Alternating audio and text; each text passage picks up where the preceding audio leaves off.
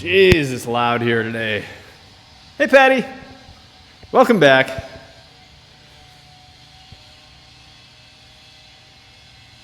Elise, hello. Keep getting phone calls. Nassim, Maddie, Patty, my mom, Kim, you guys are all back. Thanks for joining. Yeah, thank God it's Friday. Man, what a week. For some reason this one felt long. I don't know.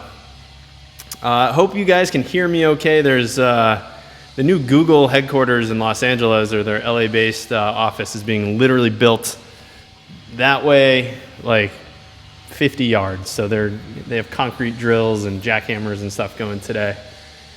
Hey, Yasmin, Elizabeth, Kim, hey guys, you from the afternoon. It's Friday afternoon. We've been sitting on our butts a lot this week, so we're going to be moving our hips, our knees. We're going to spend a lot of time some time on the foot and ankle. I'm going to sneak it in a lot today. A little less direct stuff than last week, but you'll all feel it. I'm going to give people another minute here or so. Hey guys that are just joining. So, hey Charlie. So last week, I'll just talk a little bit here while people are joining. Last week, I gave people a homework assignment of trying to see how long they can hold a squat for, maybe working within their limits a couple times throughout the day, see how long they can build it up. I know that I've been working on it. I've seen other people working on it randomly, unrelated to people who have been watching me, so it must be on the front of people's minds. But I'm going to start off all of this. We're not doing any exercise at first. I just want to show you guys the importance of the foot and ankle when it comes to your squats and maybe back pain in your knees and things like that. So I have two little modifications and setups, just kind of tests or examples to show you guys how your ankles and feet can affect your squat. So I have a bench here, and I have some plates there, and those guys are going to be for my heels, and I'm going to change the amount of plantar flexion and dorsiflexion I'm starting with. So I'm going to pop back there and kind of show you how our ankles and feet can affect our squat. So, my beautiful wife has joined. Give a hug to Frankie. All right, so if we are restricted in the amount of dorsiflexion, I should take the socks off. If we're restricted in the amount of movement we have in our ankles, if we can't get this dorsiflexion movement, our weight is going to be forced backwards posteriorly. If we don't counteract that with something, we're going to fall on our butts. And so we need this to help us shift our weight forward to counteract our butt going back. And a perfect example of this can be shown with this bench.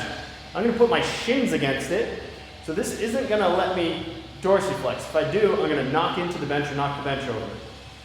So if I go down to squat, it's really going to force my weight back here.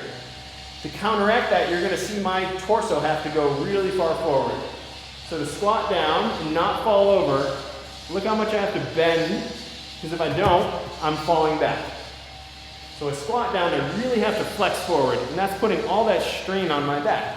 And all of that is coming from a lack of dorsiflexion. So I can get down there, my butt goes back, my torso stays tall, and I don't fall over. And so that can show you kind of what happens if we don't have this dorsiflexion. Our butt's going to go really far back, and our torso is going to round forward.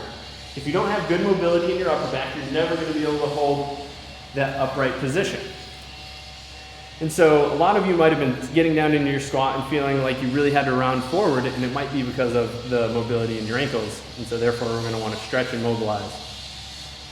The next thing is maybe you want to do your squat, maybe you want to have a good posture, but you know your ankles are restricted, but you want to make sure that your knees can maintain this flexion and your hips can maintain the flexion. And an easy way to do this is to kind of cheat it and to raise your heels.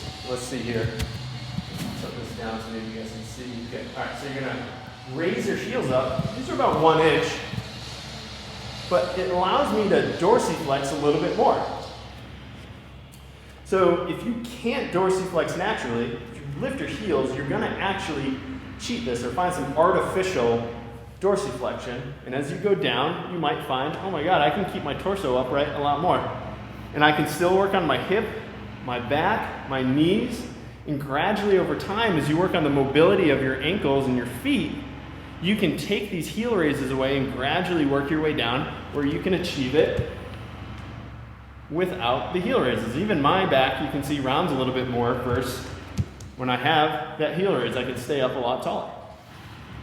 So those two things can kind of show you how important the ankles are to your squatting, to your knee and hip movements that we're doing. And we are going to be squatting today, and we are going to be hip hinging and deadlifting. So really be sure to focus on these first mobility drills that I have you doing. And so I'm going to use a towel for this first one. I'll probably ditch it at some point to show you an alternative, but we're going to be mobilizing our ankle joint, okay, right? Ankle joint is this kind of a turtle shell with two bones that come down into it from our lower leg. They allow us to dorsiflex and plantar flex and invert and evert. You're going to pop down. Like I said, if you don't have this, this is fine. I'll show you this variation and then the one without it. You're going to have one knee down and 1 foot forward. You're going to take your towel and you're going to wrap it around the very front of your ankle. You don't want it up on your shin, and you're not so down, so low that you're on your foot. You're right in that ankle crease. Now I'm going to pull back, and I'm actually pulling back towards myself, kind of through my legs, and I'm going to tilt forward. So I'm pulling back, and I'm moving my knee forward. And I'm going to go 10 times, 3, and on the 5th one, I'm going to show you what to do if you don't have your towel. 4, so I'm pulling my ankle back, and I'm shifting my knee forward. And you keep doing that if you have your towel, but if you don't, you take your hand and you flip it, so you have this little C shape, this cup, and you put it right down onto your ankle, and you push back through your hips, and shift forward. 2, 3, keep your chest up. You might feel a stretch on your adductors or your hip flexor, and that's cool. We're here for knees and hips. Might as well stretch them out. And 5. So one little pointer there is as you're going forward, the point at which you stop is the point at which your heel wants to come off the ground. If you're way up here, that's a no-go, okay? So you got to keep your heel down. How far can you go? There we go. Now we're ultimately looking for you to be able to get your knee past your toes 1 fist width, okay? So I can get my knee past my toes a good 4 inches. And that's pretty normal, pretty natural physiological movement. And we're going back over here. I'm going to pull, so I'm pulling in the direction of back through my legs. And I'm just shifting forward 10 times. We're getting ready to squat. We're going to introduce something called a hack squat a little bit later. It's like an old-timey strongman move, but it's great for your foot mobility, your knee mobility, and trunk stability. You kind of hit a lot of things with that coming up in a few minutes here. And we're just doing 10. I'm still pulling and I'm shifting my weight forward, keeping my heel down. And I initially became a physical therapist or got introduced to physical therapy because I sprained my ankles and broke one of them. Spent a lot of time in PT because of my ankles, so I know how important they are. Maybe that's why I like to hammer it home for everybody. All right, so we have a towel, we have a strap, maybe we don't. I'm going to show you a calf stretch.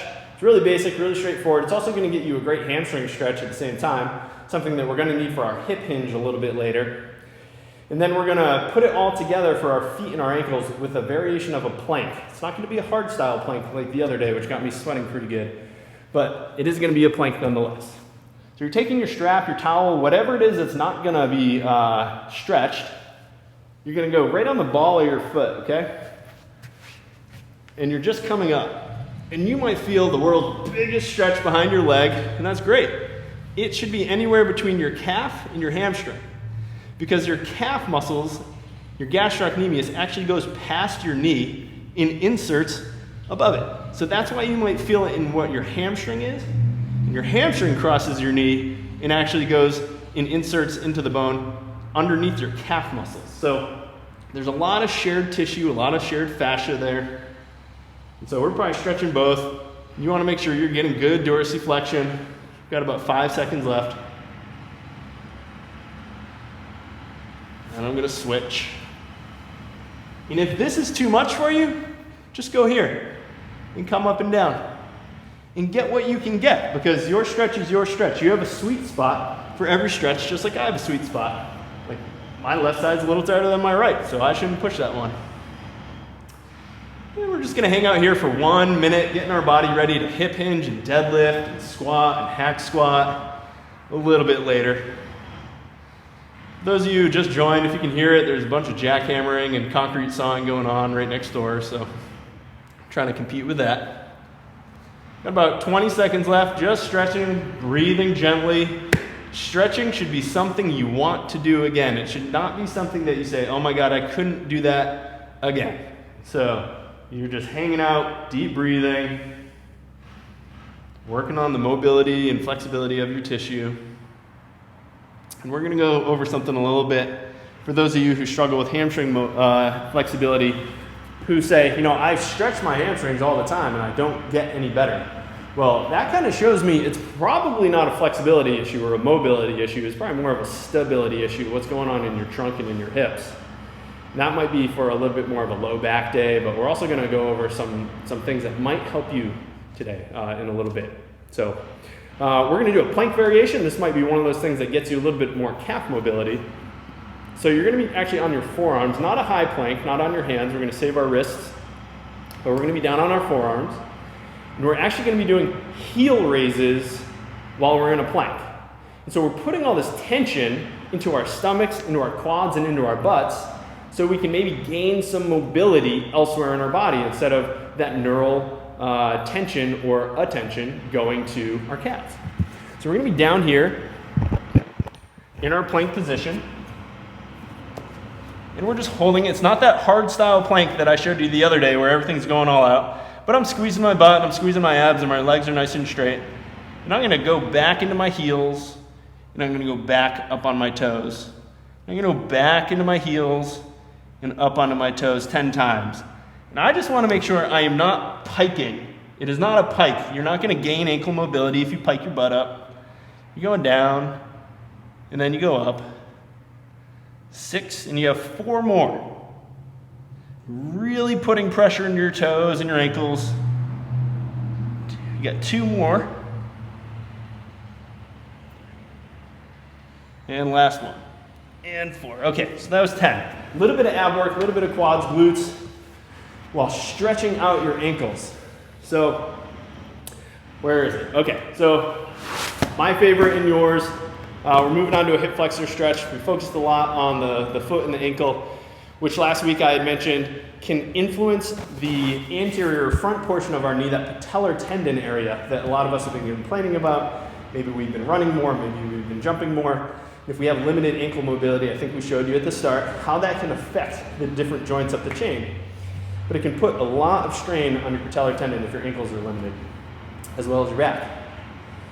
But at the same time, a lot of people have been asking me, what do I do for my IT bands? My IT bands are tight. A lot of that comes from your hip and your hip stability. So we're going to stretch, we're going to gain some mobility, mobilize them, and then we're going to use them. We're going to put it all together for the toes, the ankles, the knees, and the hips with all the squatting and deadlifting we're going to finish with today. So today's virtual clinic might seem like more of a workout than the other ones in the past. But we're going to start with a hip flexor stretch. I want to get a little bit more quad involved in mine, so I'm going to grab my foot. But for those of you who can't get back here, just remember you're going to tuck your butt and come up and get nice and tall. So I'm squeezing my butt, stretching out the front of my hip. I'm grabbing here to get a little bit more quad. Now if you go to do that, but you have to lean back, it's not worth doing. Maybe you want to find a step or a stool that you can just rest your foot on. Gets you a little bit more stretch, but you can still maintain a nice tall chest. Ooh, I got a nice glare, change in whiteness going on. We're here for just a minute. Maybe you want to get a little bit more open, so you grab with your opposite hand and turn. But I'm just going to stay here for now. Ooh. It's not a balance exercise, so if you need to hold on to a chair or a couch or a broom, or someone was using a foam roller earlier that I was talking to, which is a pretty good idea, good use of a foam roller. Here we are. I'd say I'm coming up in about a minute. I have a clock right in front of me, but I forgot to look at it, and I have a watch here that I'll probably need to look at for this one. So then we're switching. Same starting position, tuck butt, chest up, tuck toes in the back if you're staying down. Working on toe mobility wherever we can, right?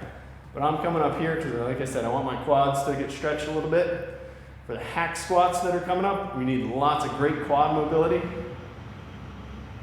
I counted this time. I'm going to get a minute on the dot, I swear. So it's Friday, a bunch of days of people giving us some workouts to work on. Maybe we go for a nice walk, work on our mobility and flexibility. Weather's getting a little better. Although it just snowed, I think, in the Northeast. I'm from New Hampshire. I think they got some snow in Boston. That would really be upsetting me right now if I were there. I feel for you guys. Let's see, we got somewhere about 10 seconds left. And so, just hanging out. And after this, we're going to stretch the posterior capsule of our hip. So, yes, we might stretch the muscles out a little bit, but if you took the muscles off of our body, and I probably need that later, I don't know. If we took the muscles off of our body, we'd be left with the ligaments, the tendons, and this stuff called capsule. And the capsule is like a saran wrap covering of the actual joint.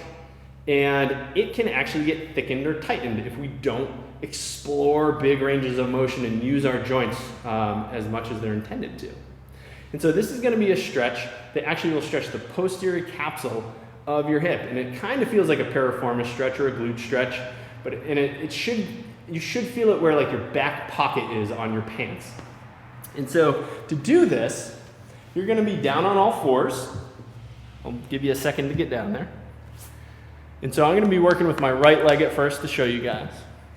And so you're going to have a nice neutral spine. You don't want to be rounded underneath here.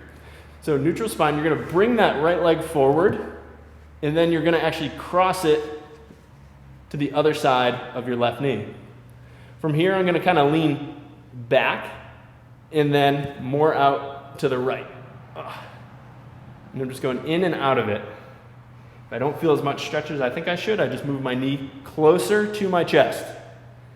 And if you can't feel this, if you don't feel anything, or maybe you feel a pinch in the front of your hip, just drop down into a pigeon pose or a figure 4 stretch for the back of your hip. So if you don't feel this, maybe you go here and you'll just get more of a stretch for the muscles and you don't worry about the capsule. Maybe your capsule isn't tight, so you didn't feel anything. But for the rest of us, get that leg crossed over and we're just tilting. And if you look at my back foot, look at my toes, always working on it, sneaking it in. I'm always looking to sneak foot and toe work in, as well as glute work. I'm always trying to get my glutes stronger because they're so important. We go to the other side. Neutral spine, cross that leg over, and then leaning out to the side. My left side is clearly tighter than my right, or at least I feel it. Toes are up. 5, and we're not rushing it. 6, we're just doing 10 on each side. 7. If you get that pinch in the front of your hip on this side, drop down to a pigeon, figure 4, piriformis. Lay on your back and breathe. We're going to be out of it in 3 seconds. Good, okay. So you have a lot of options. That's just, I'm just trying to introduce you to a bunch of stuff that might help if you're experiencing pain. So if we have poor hip capsule mobility, getting into certain positions in our squats and in our deadlifts and various exercises is going to be a little bit difficult. Coming down here into this position while maintaining a nice neutral spine is almost impossible if the posterior hip is really tight. You're going to dump and do something we call a butt wink. And that's not good because eventually when you add load to your squats and your spine is moving, you're going to end up in my clinic and it's going to just not be a happy experience. So that's why you're here, and that's why I'm here, to help make sure that doesn't happen. We're going to talk very briefly about hip versus knee dominant movements and why they might be important for you, especially if you're here watching this video. A lot of people told me this week that they have hip or knee pain. And if you're having, say, a lot of knee pain, you can still train your legs, you can still get your quads really strong. By focusing on hip dominant movements, it doesn't mean that your knees and your quads and your calves aren't doing anything. It just means that more of the focus is on your hips. And that's great because we want strong glutes. They propel us, they make us jump and do all these things. but we want to spare our joints, especially if they're in an inflamed condition. And so we have hip dominant movements, which would be something we're going to do in a minute here, which would be a deadlift, where you see that my hips are moving more than my knees, okay? So I'm here and I'm coming up.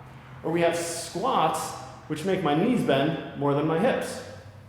So those are the two variations that people think of the most.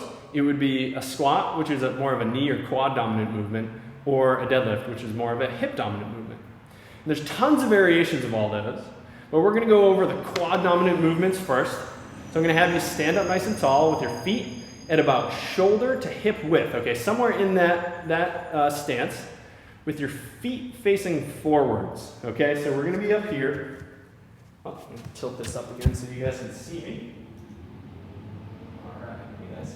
All right, so we're back here. Our feet are roughly hip or shoulder width apart. We don't want these guys way out here, okay? We're not squatting with our feet way out there. We're going here, and as we go down, we want to make space for our hips. So our knees are going to go out. We want to make sure we're pushing our knees out and not letting them cave in. This is a recipe for patellar pain around your kneecap. Also can cause some pinching in your hip if you continue to force it, called anterior impingement, FAI for short. So we have our feet forward, but our knees are going to push out as we go down. Feet stay on the ground, and then we're up. And we're going to make 15. So pushing down, making space for our elbows to go. It's a great little cue to make sure you're forcing your knees out. And we're working on a quad or knee dominant movement. Maybe you can spare our hips a little bit of discomfort. I think I'm at 6, 9 more. 7, you'll see my feet are facing straight ahead, but my knees are going out. 7. 8, we're working on the dorsiflexion of our ankles. I think that's 9 or 10. I'll say 9. 10. Locking out the top. 11. 12. I'm just trying to get the crease of my hips below my knees a little bit. 12. 13, and you can go down to whatever level you need. If you need to go down and that's it, then that's it. If you go down here, you come up, that's it too. You might be better off with the deadlift at that point. 15, okay. But if you need to modify your depth and work on your mobility, stability, and flexibility so you can get down into different positions, that's great. There's nothing that says your squat has to go to a certain depth. There's nothing that says you have to deadlift weight off the floor, not off a block. There's no rule book for those outside of competitive weightlifting. Do what fits your body. Do what makes you feel better. Do what can get you improvements and gradually work towards your goals. So we did regular squats, knee dominant movement. We're going to focus on another variation of a squat, which is very knee dominant, but also forces your toes into extension. Makes your calves work, makes you balance, and all that stuff. So I'm going to try to find the best angle here for you. So you're actually going to angle your feet out at about 45 degrees. This is called a hack squat. This is like an old-timey strongman lift, but it's awesome for people who have toe dysfunction, might need a little bit of core stability while working on their squat. Maybe they have hip pain. It's going to really focus on your knees. If you have great knee and quad flexibility, this might be a great lift for you. But you go about 45-degree turnout in your feet. I guess I'll show you straight on first. Heels are together. You're then going to lift up onto your toes. Your hands are going to go behind your butt. You're going to stay up on your toes. Whoop. And then you're going to come down and keep your chest up. And then you're going up. And we're going to do 5 more of these. So go up on your toes. Stay nice and tight in your trunk. Come down nice and slow. Chest stays tall, and then you're here. I'm going to show you one from the side. We got 4 more to go. Up on your toes. Torso stays tall, and I'm up.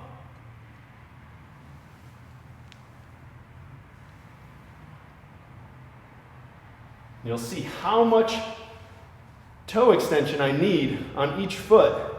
If I don't have that, I'm just going to fall on my butt. And so if you've been working on the mobility of your foot, this really reinforces those gains that you've had. Stretches out the bottom of your foot, works on all the foot intrinsics, the muscles that are inside the foot that help you stabilize. So that's a hack squat. Once again, really, really knee dominant. You can see how much my knee closes with this, right? It's almost, 140 degrees of knee flexion. It's not for everybody. If you have, osteoarthritis, or you've had a previous ACL injury or other injury to your knee, you might not want to go there, and you might just want to maintain a nice, healthy, regular squat, conventional squat. But for those of you who want to give it a try, just make sure you're up on your toes, torso stays upright. It's going to really show how you're balanced and how the systems are working throughout the entire chain of your body. And so we're going to go with a quad dominant exercise next. It's a step back lunge. If the balance and stepping is an issue maybe for your foot, maybe you just turn it into a split squat, something that we've done before on hip and back days. And so a step back lunge would be starting forward and stepping back. And you'll see my knee doesn't close very much. It only closes to about 90 degrees. But when I go to push myself through my foot, my quad has to work really hard. My glute has to work, but my quad is still doing most of the work. So if I do have knee pain, this is still a way where I can work on my quads, but spare my knee, maybe resulting in less pain overall, but still working on strengthening my knee. So down and up. I'm going to make 8 on each side. Hands are here. You can grab a dumbbell. You don't need weight if we're just working on mobility or establishing good strength or starting strength. Or you can have 2 kettlebells, 2 dumbbells. You can have a bar on your back.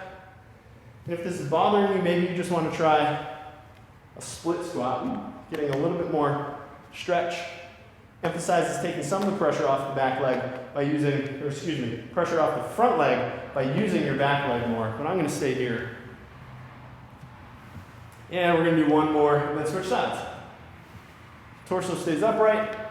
I'm not leaning back. Okay, I'm not compressing my lumbar spine, my low back. I'll shift here. We're going back. 8 on each side. 2. If you look at my big toe when I land, oh, look at that great mobility. All those gains we got earlier from stretching. I'm doing our hack squats. Sparing my knees with these step back lunges. And one more. You guys doing okay? Whew. All right. Like I said, today's going to be a little bit more of a workout than days in the past. But it's all for gaining mobility and strength and flexibility and using all the stuff we're starting to gain. Now we're going to finish this last little bit here with stuff for the backs of our legs, our posterior chain, with some bridges, a way that maybe can get you to improve your toe touch if you can't touch your toes or if you can't even come close. We're going to practice hip hinging, which sets us up for a great deadlift, and then we're going to finish off strong with a single leg deadlift. So we got 4 more things. A little bit easy to start, just showing the difference between the knee dominant stuff with the squats and the hip dominant stuff with the deadlift or hip hinge. So the first thing you're going to be doing is a bridge. So you're just going to lay on your back. Most people are pretty familiar with this. But I want you to have your feet as wide as your shoulders. And this is going to force you into a little bit of abduction of your hips. And it's going to make your glutes actually turn on a little bit more than the narrow bridge. So we're going to be making 15. You're going to keep your ribs down, okay? So I don't want this big flare in your ribs where your ribs are pointing up towards the ceiling and you go up and you have this huge arch in your back. That's my low back doing all the work, not my glutes. So I'm going to stabilize my trunk. I'm going to put my hands on my butt so I can feel them contracting better. And I'm bridging up, squeezing my butt 15 times. Keeping my knees apart the whole time, so I'm not letting them come in. Same thing with the squat. Keeping my ribs down. Making sure that I feel my glutes contract. 7 more.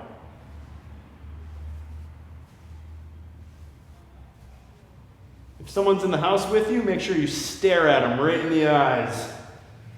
They always get creeped out by that and they stop watching you. And great. Okay, so we see that our hips are basically doing all of that motion. hence being a hip dominant move, something that you can do. You can actually load that up by putting a barbell or bands around your hips and pushing up into them. It spares your knees and your quads, but also at the same time it can spare your back because it makes you have to actually use your glutes. So I got a lot of responses and questions and things that say, hey, I can't touch my toes. Well, first of all, there's nothing that says you should have to touch your toes. Maybe you got really long legs and short arms and you'll never get there. I don't know. But there's no like handbook that says you should. But as a practitioner, do I think that most people should be able to come close? I absolutely do. But I kind of care about how it happens. Does your spine have a nice even curve? Are your hips moving, or is it all happening in your back? Do your knees bend? Do you want to fall forward? Those types of things. But one thing that if you just can't get down there, might be happening is maybe you have a lot of tension in the posterior structures. And so we want to actually put tension somewhere else in our legs, and maybe that can free up some mobility or flexibility in our hamstrings and in the posterior aspect of our spine. And now I was watching somebody's video. This guy's name is Bill Hartman. He's an amazing physical therapist out in the Midwest. I had the pleasure of meeting him one time at a course. He probably doesn't even remember who I am. But he recently posted something on this, and I was like, oh yeah, definitely need to throw this in this week. I learned it years ago at a Titleist Performance Institute seminar for golfers. All you golfers out there, courses will hopefully be opening up soon. We can get back out there. But what you're going to do is you're just going to take a towel, a pillow, or something that you can squeeze between your legs. And we're going to focus on our breathing and trying to actually reach down for the ground and push our hips back. So we're stretching these out so we can make a better hip hinge after this, a better setup for a deadlift. So if we don't have good posterior chain mobility, getting into this position with a barbell, dumbbell, kettlebells, whatever it is really hard because our hamstrings are going to prevent us from getting down to the depth that we want to, and we're going to round our back. And so we need to have great mobility in our hamstrings to do this. So we're taking our whatever we need to squeeze. It could be a children's toy, a ball, whatever it is. But you're focusing on squeezing these together. You're going to inhale at the top. And you're going to fold forward. Breathe out and actually actively reach for the ground. You're going to take one more breath in. You're going to breathe out. Reach farther down for the ground. Relax your head. And then when you breathe in again, coming up. And then when you breathe out, going back down. Breathe in. Breathe out. Reach farther down. Keep those knees as straight as you can. Breathe in and come up. We have 3 more to go. Breathe out, go down. Breathe in. Breathe out.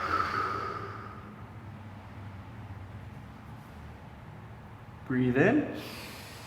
Come up. 2 more. Breathe out and down.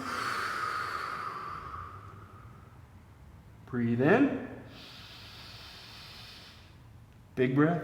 Let it all out. And just relax down farther. Breathe in and come up. And last one. Out and down.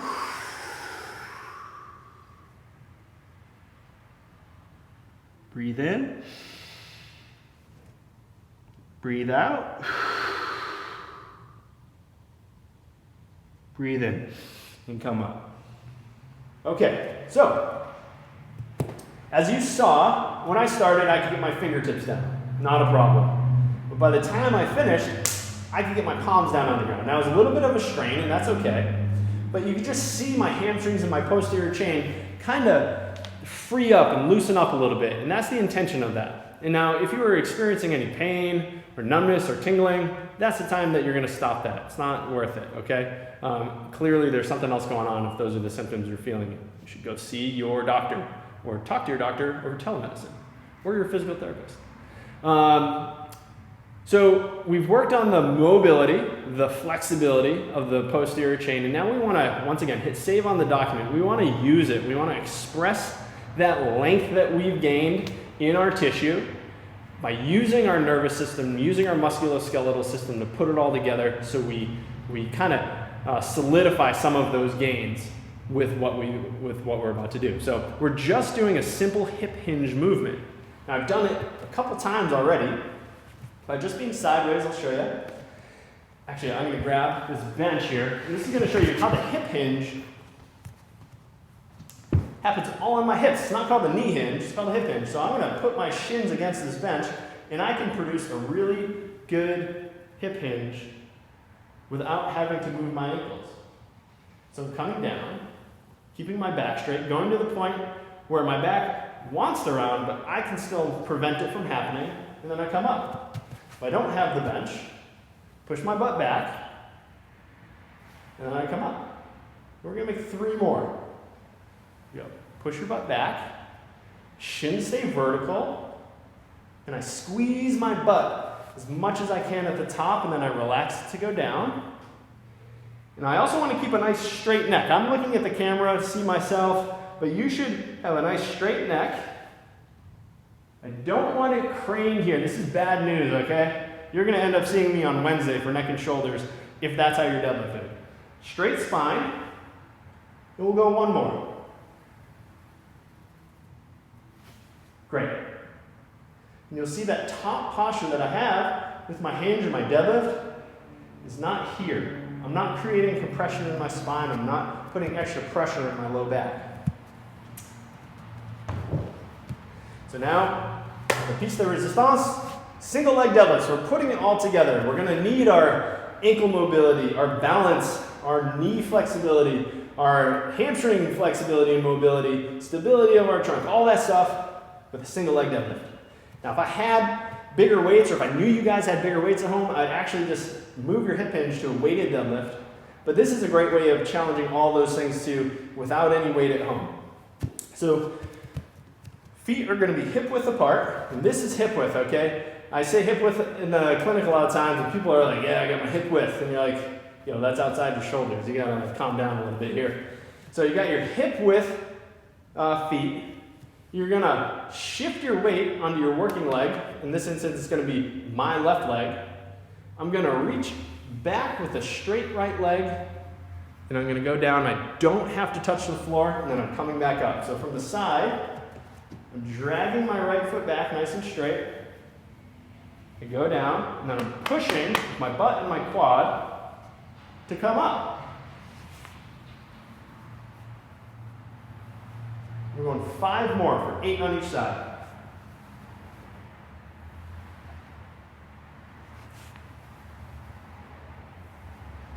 I keep my hand out here for balance. You might want to do that too. 3, we have 2 more. Remember, make sure that back leg stays straight. 4, 1 more. All right. Right side.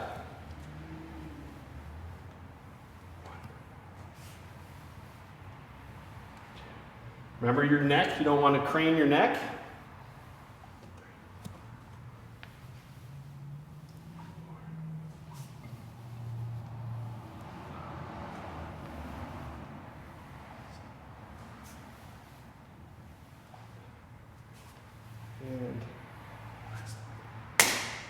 All right. So, we talked, as always, about a lot of stuff. We talked about hip versus knee dominant movements. We talked about why the ankle is so important for squatting in your low back, toe mobility, and all that jazz. So there's a lot to dissect here. Hopefully you guys can take some of this, utilize it throughout your week while you're exercising. Take some of the stuff to split up your sitting, maybe every 30 minutes or so. Get up, do a couple of the stretches, do a couple of the drills. Make your body feel a little bit better. Give it the movement that we are intended to have. That's why we have our muscles, our joints, our ligaments, our tendons, our nervous system, all that stuff, so we can interact with our environment. Move, take action, and be as healthy as you can. So if any of you have any questions, please, please, please reach out. hit up my direct messages, hit up my email, which is kineticpotentialpt@gmail.com. You can find me at the same website, kineticpotentialpt.com. Oh, hey Kate, Patty, you're welcome. Hey Jess, you're welcome. Charlie, thanks for watching, guys. So it's Friday. Enjoy your weekend. Reach out to your loved ones. Cook good food. Get lots of sleep. Drink lots of water. And it's Friday, so have a cocktail or two. All right, guys. I will see you next Monday for more low back stuff. Like I said, reach out if you have any questions. I'm going to try to address all of people's answers from my survey the other day about what you want me to talk about. I know I incorporated some of it today. I'm definitely at some point going to be getting to a wrist and elbow session. That would be like a special edition. I don't think I could add an entire day in every week on that, but there's tons and tons of stuff for people to do that can help their wrists and elbows. They are intricate joints. There's lots going on there. Sometimes very specific techniques need to be done, so that would be something that you want to work with your local physical therapist or doctor with. So that's the deal with the wrist and elbow, but I'm going to try to show some general techniques that anybody can do. And once again, have a wonderful weekend. Happy Friday, and yeah, I'll see you on Monday.